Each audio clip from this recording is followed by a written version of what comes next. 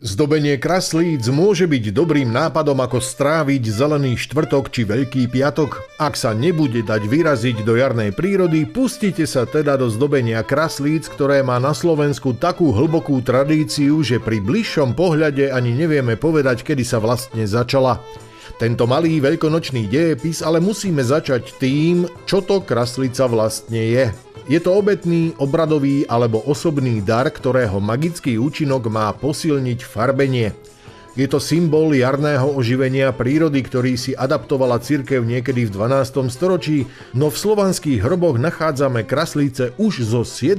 storočia.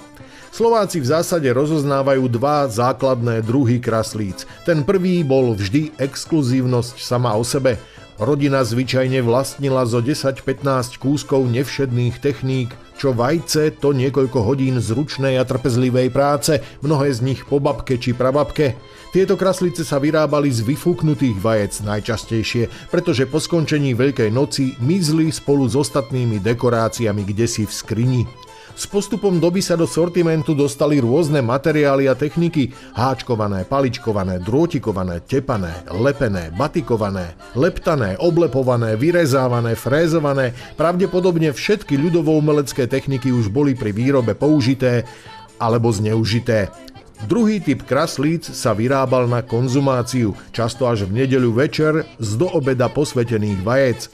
A potom sa vzali voskovky, farby na potraviny, cibuľové šupy, červená repa, čučoriedky, kurkuma, petržlen a urobili sa tvorivé dielne priamo v kuchyni. Tieto kraslice boli určené na priamy konzum a gazdiné ich štedro rozdávali ku vyšíbanej čokoláde a platnému obeživu.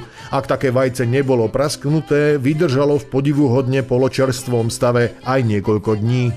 Vo veľkonočnom období sa zvyčajne kraslice kládli na hroby zomrelým, na Honte, Novohrade a hlavne na Gemery. Ženy ich zvyčajne na strednom Slovensku dávajú krstným deťom a na západnom Slovensku ich dievčatá dávajú šibačom ako dar lásky.